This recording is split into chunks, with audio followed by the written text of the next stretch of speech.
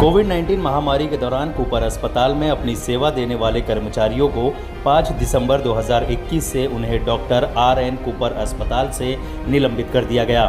निलंबित करने का कारण उनके कॉन्ट्रैक्ट बेसिस पर होना बताया। अपने निलंबन के बाद सभी 32 कर्मचारी अपने लिए न्याय की गुहार लगा रहे हैं। इस मामले को लेकर उन्होंने एनसीपी के मुंबई महासचिव अशोक पांचाल से मुलाकात की। सभी कर्मचारियों को न्याय दिलाने के लिए और पूरे मामले को समझने के लिए अशोक पांचाल ने मंगलवार को डॉक्टर आर.एन. कूपर अस्पताल के डीन डॉक्टर शैलेश मोहिते से मुलाकात की।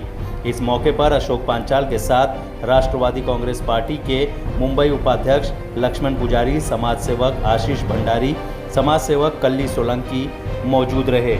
साथ ही सभी 32 कर्मचारियों को न्याय दिलाने के लिए एक जंग का आगाज कर दिया है। उनका कहना है कि जब तक इन्हें न्याय नहीं मिलेगा तब तक ये जंग जारी रहेगी। 2 महीने से यहाँ पर हम इनकी कुछ तकलीफ़ें थी। ये 32 लोग जो कोरोना योद्धा हम कहते हैं, राज्य और केंद्र में जो लोगों ने कोरोना के लिए जो काम किया उनको कोरोना योद्धा डिक्लेयर किया हुआ है। 32 लोगों को यहाँ से कोरोना काल में मेहनत किया, इन्होंने सेवा की है। मरीजों को जो अपनी फैमिली के मेंबर लोग नहीं सपोर्ट कर रहे थे उस पीरियड में ये लोगों ने वो मरीजों के साथ अपनी जान को जोखिम में डाल के काम किया था। उन लोगों को कुछ दिसंबर की 5 तारीख को निलंबित कर दिया। उसके बाद ये लोगों ने कहाँ अपने तरफ से गए, कहाँ इनको न्याय मिला नहीं। आज राष्ट्रवादी कांग्रेस के पार्टी के पास आए हैं।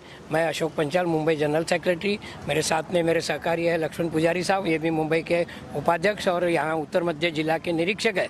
हम लोगों ने ये जब इनका जो कंप्लेंट देखा तो हमें बहुत दुख हुआ कि आज हमारे राज्य के अंदर ये लोगों ने जो काम किया था उसका उनको कोई बेनिफिट नहीं मिल रहा है। ये लोगों ने जो कोरोना के काल में जो मेहनत की थी, तो आज हम डीन से हमारा निवेदन है, इनकी कंप्लेंट मेरे पास आई थी। इन्होंने अपना हमी पत्र भी मुझे दिया है 32 से 32 लोगों ने कि हमारे साथ में ये धोखा हुआ है और हमारे साथ ये अन्याय हुआ है। इसको लेके आज हम शैलेश मोहिते जो डीन है उनसे हमने आज मुलाकात ली। हमने निवेदन दिया है उनको कि ये लोगों को ये कोरोना तो अभी ख़त्म होने जा रहा है, लेकिन कहीं ना कहीं इनको यहाँ समाविष्ट करो ये हॉस्पिटल में, अन्यथा कहीं और।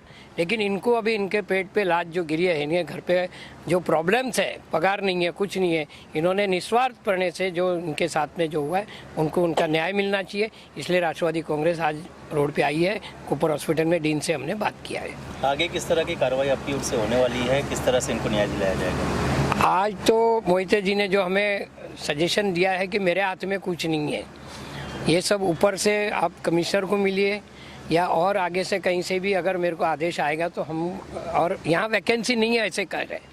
अगर वैकेंसी है 122 लोगों की आरटीआई के जरिए इन्होंने निकाला है, 122 के 132 122 लोगों की 222 की वैकेंसी होते हुए भी आज डीन हमें ये जवाब दे रहा है कि मेरे हाथ में कुछ नहीं है, ये आप कमिश्नर से मिलिए।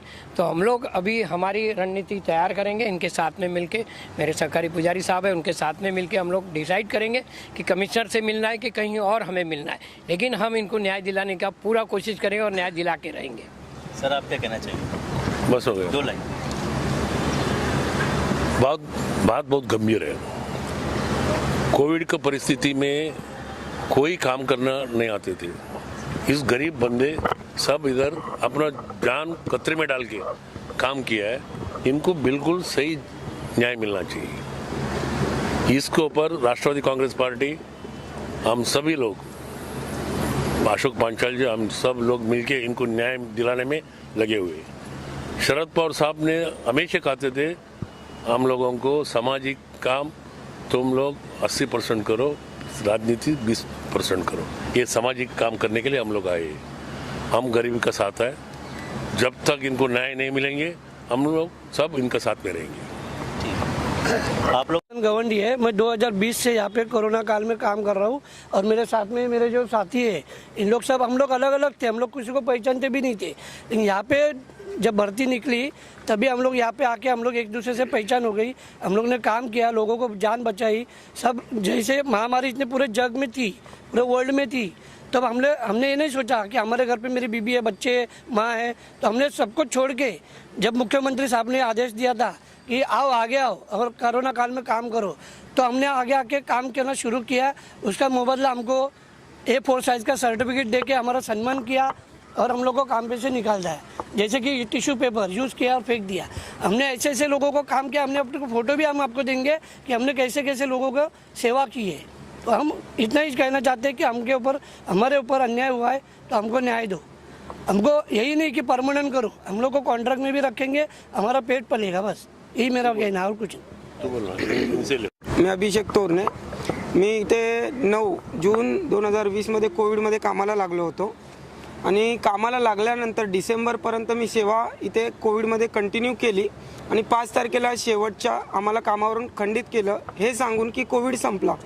पण इथे कोविड संपला नाही आहे, कोविडचे पेशंट पण येत आहेत, तरी पण आम्हाला कामावून काढलं आणि आम्हाला कामावून कमी करून यांनी दुसरी इकडे भरती केली।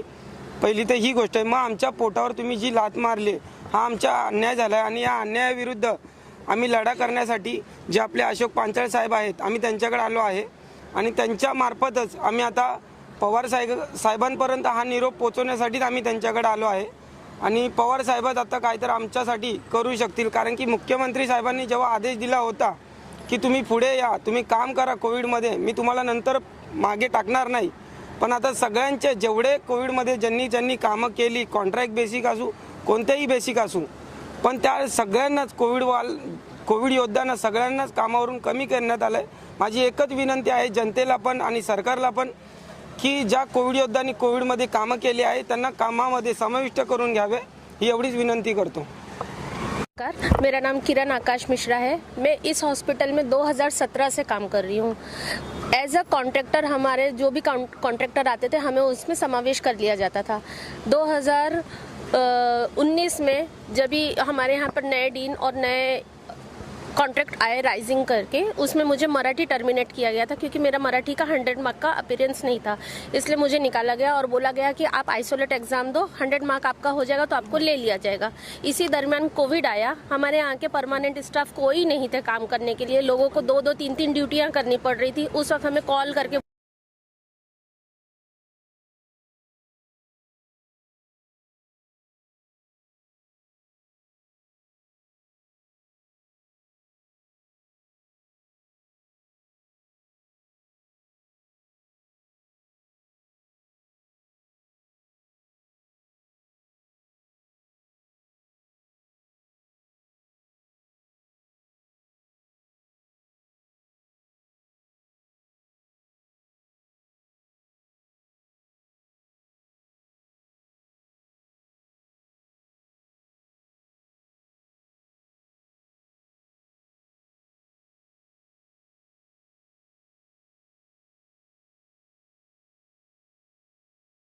पुढे पंचाल साहब, मेरा सवाल आपसे ये है कि आज हमारे देश में जो कोविड का टाइम चल रहा था, बहुत से लोगों को सम्मान दिया गया और बहुत से लोगों का सम्मान लिया गया, मतलब बहुत से लोगों को काम से निकाल दिया गया।